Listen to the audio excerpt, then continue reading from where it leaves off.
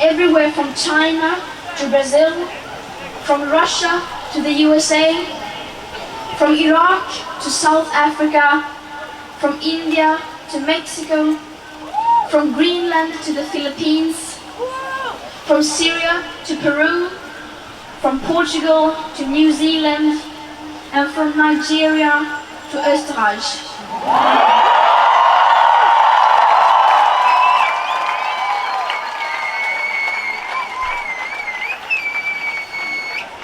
In Jerusalem last week, Palestinian and Israeli youth marched together for the climate.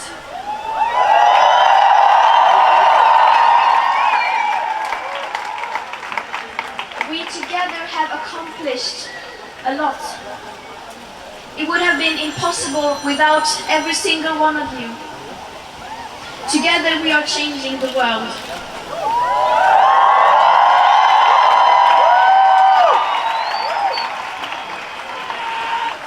And I want to say a special thank you to all the local organizers everywhere. I know how many hours you spend mobilizing and organizing.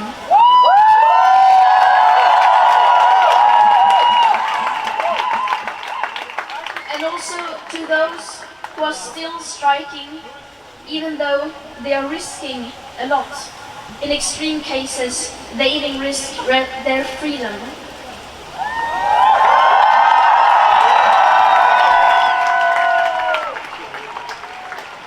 If millions of children decide to school strike for the inaction of our leaders, then that is a clear sign something is very wrong, and something is indeed very wrong.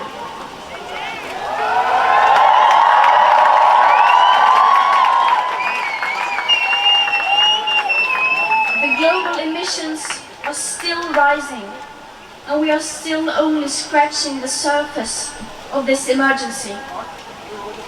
So we will have to prepare ourselves to go on striking for a very long time, unfortunately.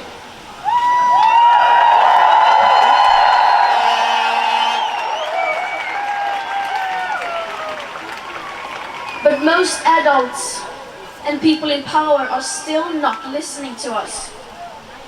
They say go back to school, so that when you get older, you can change something.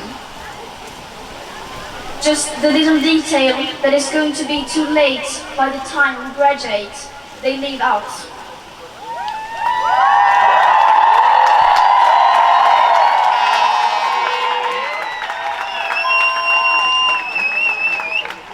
They mock us, they lie and spread rumors about us, they threaten us, they hate on us, and they make up at least one new theory, conspiracy theory, every day. They punish us with fines, threats, lower grades and detention. Our future is being taken away from us, and the least they can do for us is to allow us to protest against that.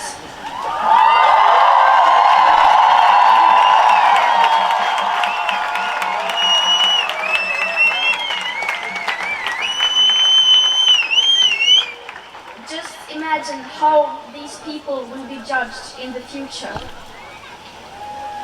To the adults who say we should be in school instead, we want to say, strike for yourself then.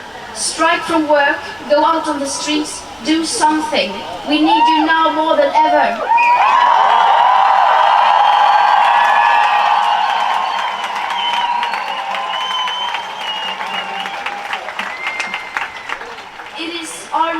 It is not our fault that it is like this. It is the older generations who have caused this crisis, not us.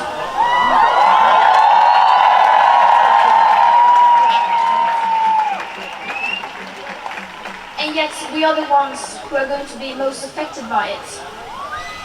In every decision the people in power take, they must consider what that decision will mean for future living conditions for all species, the ecosystems, and for us.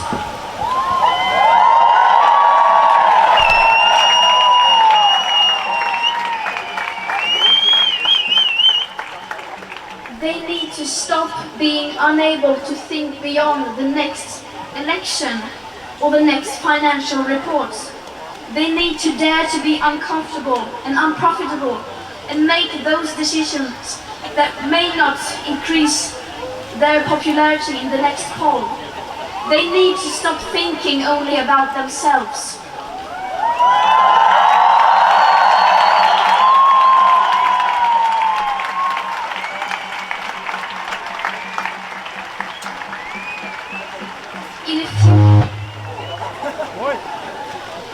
In a few weeks, school will end, and we will all go on school holidays.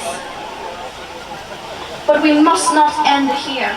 This is only the beginning of the beginning.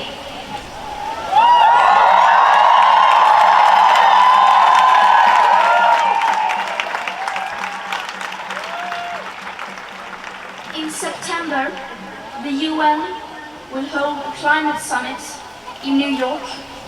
In December, the United Nations Conference of Parties, COP25, will be held in Santiago de Chile. And these events are what we are going to have to focus on now, wherever we are, because this is pretty much where our future will be decided. Because by the year 2020, next year, the emission curve must have been bended steep downwards if we are to have a chance to stay below 1.5 or 2 degrees of additional warming.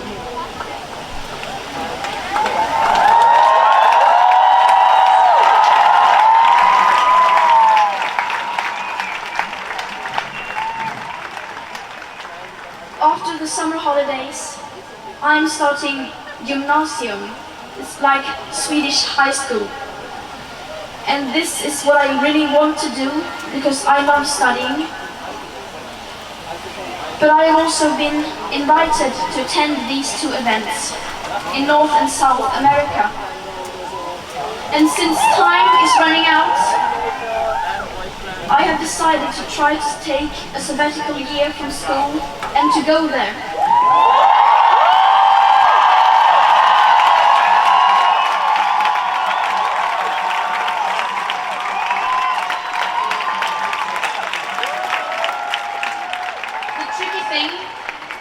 The tricky thing is that it's on the other side of the Atlantic Ocean and there are no trains going there. And since I don't fly because of the enormous climate impact of aviation, it's going to be a challenge. I haven't quite figured that out yet. But I'm sure I will get there somehow. We will all have to do the impossible. The school strike will continue next year and the year after that. We will go on protesting and manifesting every Friday until the world is in line with the Paris Agreement. And we call upon the adults to join us.